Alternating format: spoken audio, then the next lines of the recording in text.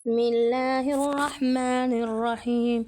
إذا السماء انفطرت وإذا الكواكب انتثرت وإذا البحار فجرت وإذا القبور بعثرت علمت نفس ما قدمت وأخرت.